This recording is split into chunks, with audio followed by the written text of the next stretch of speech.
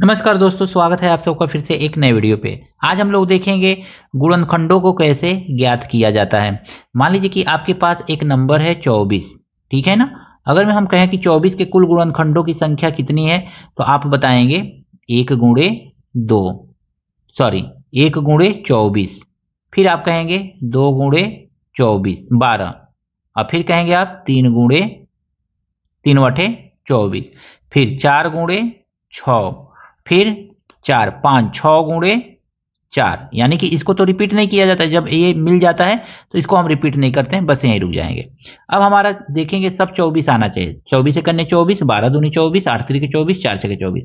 तो 24 के गुणनखंडों की संख्या यहाँ पे देखेंगे ना, तो ये हमको मिल गया 1 2 1 2 3 4 3 4, फिर 6 8 12 24, 6 8 12 और ये मिल गया हमको 24। इस तरह से हमको 24 के गुणनखंड कुल कितने मिले?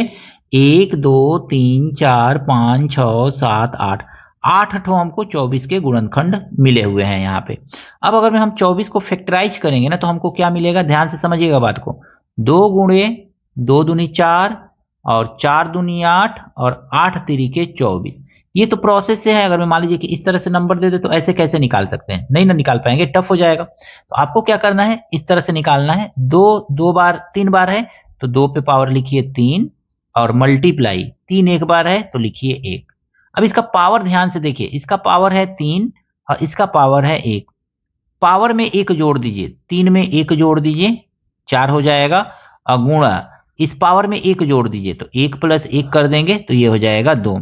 3 1 4 और गुणे 1 1 2, यानी 4 दूनी 8। कुल गुणनखंडों की संख्या कितनी मिल गई? 8। तो बाई ट्रिक से आप इस तरह से निकाल सकते हैं, बाई प्रोसेस से इस तरह से निकाल सकते हैं।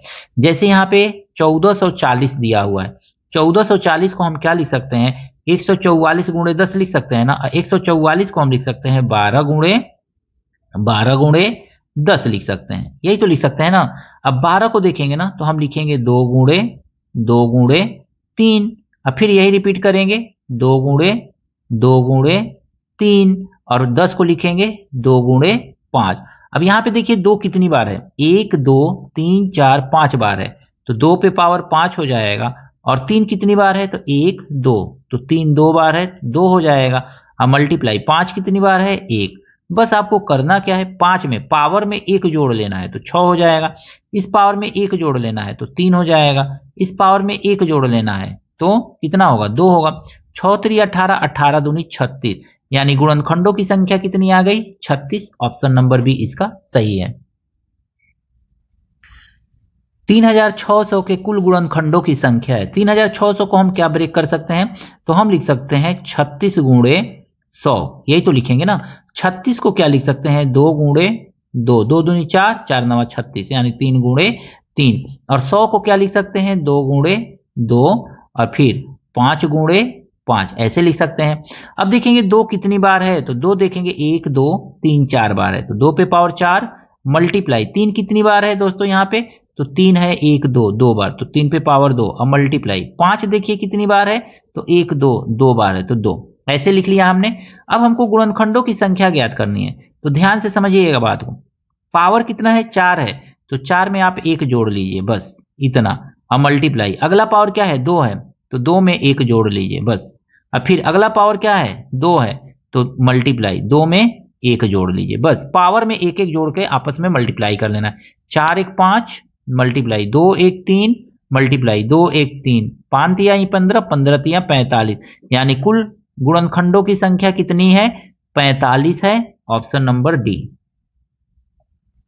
इस प्रश्न में कहा गया है 10,400 के सभी गुणनखंडों की संख्या है। फैक्टर पूछ रहा है 10,400, यानी हम इसको ब्रेक करेंगे तो 1 4 गुणे 100 लिख सकते हैं ना। इसको 104 गुणे 100 लिख सकते हैं। 10,400 को 104 गुणे 100, 104 को हम क्या लिख सकते हैं?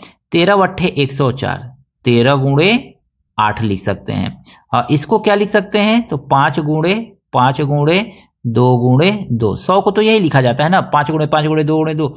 अब 13 देखेंगे तो 13 पे पावर तो 1 ही होगा। 8 का मतलब हो गया 2 पे पावर 3, 8 को हम क्या लिख सकते हैं? 2 गुणे 2 गुणे 2, यानी 2 पे पावर ये 3 होगा, और यहाँ पे 2 ऑलरेडी 2 ठो है ये है, तो इस पे पावर 1, इस पे पावर 1, 2 पे पावर कितना हमको मिल गया, 1 2 और 3 ठो ये 5, तो 2 पे पावर 5 मिल गया। अब 5 देखेंगे 5 पे पावर कितना है, तो 5 पे पावर 2 है, बस 13 पे पावर 1 है। अब हमको क्या करना है ना, इसके पावर को जोड़ना है। पावर कितना है, 1 है, तो 1 में हम 1 जोड़ लेंगे, ठीक। फिर यहाँ पे पावर जो है 5 है, तो मल्टीप्लाई 5 प्लस 1 कर लेंगे, फिर मल्टीप्लाई यहाँ पे पावर 2 है, तो 2 में हम प्लस 1 कर लेंगे। इन सबको देखेंगे, 1 1 2, अब मल्टीप्लाई 5 1 6, अब फिर मल्टीप्लाई 2 और 1 3, तो 3। अब इसको मल्टीप्लाई कर लीजिए, 6 दूनी 12, 12 24 12 तिहाई 36, 36 आंसर होगा, ऑप्शन नंबर सी इसका सही है। अगला प्रश्न है, यदि p बराबर 4 पे पावर 11 12 13 4 पे पावर 14 है तो p के गुणनखंडों की संख्या ज्ञात कीजिए। हम देखेंगे p के गुणनखंडों की संख्या पूछ रहा है, तो p बराबर 4 पे पावर 11 सबसे छोटा नंबर दिख रहा है इसमें, तो उसको हम कॉमन ले लेंगे, 4 पे पावर 11, तो ब्रैकेट में बचेगा कितना, 1 बचेगा, फिर 4 पे पावर, यहाँ पे 4 11 निकल गया, 4 11, तो 4 पे पावर 1 बचेगा, यहाँ पे कितना बचेगा हमारा, तो 4 पे पावर 2 बचेगा, और यहाँ पे हमारा कितना बचेगा, तो 4 पे पावर 3 बचेगा, ऐसे बचेगा। इसको सॉल्व करेंगे अगर में हम, तो 4 पे पावर 2 को हम 2 पे पावर 22 भी तो लिख सकते हैं, 2 पे पावर 2 और गुणे 11, और इसको ब्रैकेट में सॉल्व कीजिए, 4 और 1 5 हो जाएगा, और प्लस 4 चौको 16, और प्लस 4 चौको 16 चौको 64, यही तो लिखेंगे ना। अब ध्यान से समझिएगा बात को, 2 पे पावर कितना है, ये 2 पे पावर 22 है, और गुणे इसको जोड़ लीजिए, 64 और 16, 32 16 64, 16 25 80 और 5 85 हो जाएगा ये, तो ये 85 हो गया। ये देखेंगे दोस्तों, तो 85 जो है ब्रेक हो जाएगा, तो 2 पे पावर 22 अब मल्टीप्लाई 85 को हम लिख सकते हैं 5 गुणे 17, ऐसे, ठीक है। यहां पे पावर 1 होगा, यहां पे भी पावर 1 होगा। अब पावर को देखेंगे कितना होगा, तो 22 है, तो 22 को हम लिख सकते हैं ना 22 प्लस 1, और फिर मल्टीप्लाई 1 है ना, तो 1 प्लस 1, अब फिर मल्टीप्लाई 17 पे पावर 1 है ना, तो 1 मल्टीप्लाई 1, ऐसे। अब इन सब का आपस में मल्टीप्लाई करेंगे, यहां पे कर ले रहे हैं, तो 22 और 1 23 हो जाएगा, मल्टीप्लाई 1 1 2 हो जाएगा, और फिर 1 1 2 हो जाएगा।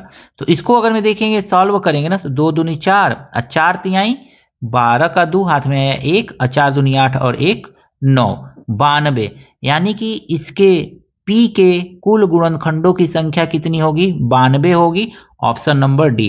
इस तरह से इस ट्रिक का यूज करके आप सिंपली गुणनखंडों की संख्या को ज्ञात कर सकते हैं।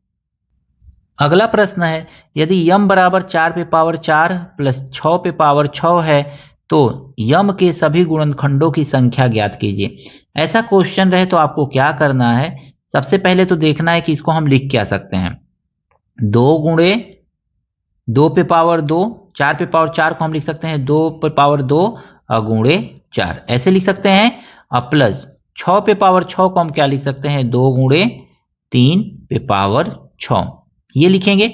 इसको आगे सॉल्व करेंगे तो ये हो जाएगा 2 पे पावर 8, ये कैसे हुआ समझ लीजिए। यहाँ पे 4 पे पावर 4 को हमने कहा है कि 2 गुणे 2 लिखेंगे, पावर 4 हो गया है, 2 बार है तो 2 पे पावर हम 2 लिखेंगे और पावर 4 लिखेंगे, और 4 दूनी 8, वही 8 हमने यहाँ पे लिख लिया है, प्लस 2 पे पावर 6 होगा, लिख लीजिए, अब गुणे 3 पे पावर 6 होगा, यही तो होगा, ये पावर दोनों पे आ जाएगा। अब ये दोनों टर्म एक है, ये अकेला है, प्लस बीच में है, कॉमन ले लीजिए, तो कॉमन क्या होगा, 2 पे पावर 6 कॉमन हो जाएगा, तो 2 पे पावर 6 ब्रैकेट में बचेगा, यहाँ पे 2 पे पावर 2, इसमें 2 पे पावर 2 बचेगा ना, और 2 पे पावर 6 कॉमन हो गया, तो 3 पे पावर कितना बचेगा, 6 ही बचेगा, यहाँ पे टोटल 3 पे पावर 6 बच जाएगा। इसको आगे सॉल्व करेंगे तो 2 पे पावर 6, अब ब्रैकेट में ये 2 दूनी 4 हो जाएगा, अब प्लस 3 पे पावर 6 को हम क्या लिख सकते हैं, 3 तरीके 9, 9 तरीके 27, 27 तिया 81, 81 नवा 81 नवा अगर में देखेंगे तो 9 एकने 9 और 9 अठे 72, इतना लिख सकते हैं। इसको सॉल्व करेंगे तो 2 पे पावर हमको मिला हुआ है 6, अब मल्टीप्लाई, इसको सॉल्व करेंगे तो आएगा 733। अब 733 जो है ना, 29 में 4 जोड़ेंगे 33 आ जाएगा, 733 हो जाएगा। 733 एक अभाज्य संख्या है, किसी भी संख्या से नहीं कटेगा, तो ये 733 ही रह जाएगा। अब इसका पावर 1 है। अब हमको पावर देखना है। अब तो ये मिल गया हमको अभाज्य गुणनखंड। अब देखेंगे ना, 2 पे पावर 6 है, तो 6 में हम 1 जोड़ेंगे, 6 में हमको 1 जोड़ लेना है। अब मल्टीप्लाई, यहां पे पावर 1 है ना, तो 1 में 1 जोड़ लेना है और इन दोनों को सॉल्व करके मल्टीप्लाई कर लेना है। 6 में 1 जोड़ेंगे तो आएगा 7 और 1 में 1 जोड़ेंगे तो आएगा 2 और 7 दूनी होता है 14, यानी कि यम का वैल्यू, यम के गुणनखंडों की संख्या कितनी है, 14 है। Option number D. इस तरह का प्रश्न आए अगर मैं एग्जाम में, तो आप इस ट्रिक का प्रयोग करके आसानी से क्वेश्चन को सॉल्व कर सकते हैं। दोस्तों मिलते हैं नेक्स्ट वीडियो में इसी तरह के कुछ नए प्रश्नों के साथ। कुछ भी त्रुटि है, कुछ समझ में नहीं आया है, कमेंट करके जरूर बताइएगा। Thank you, best of luck.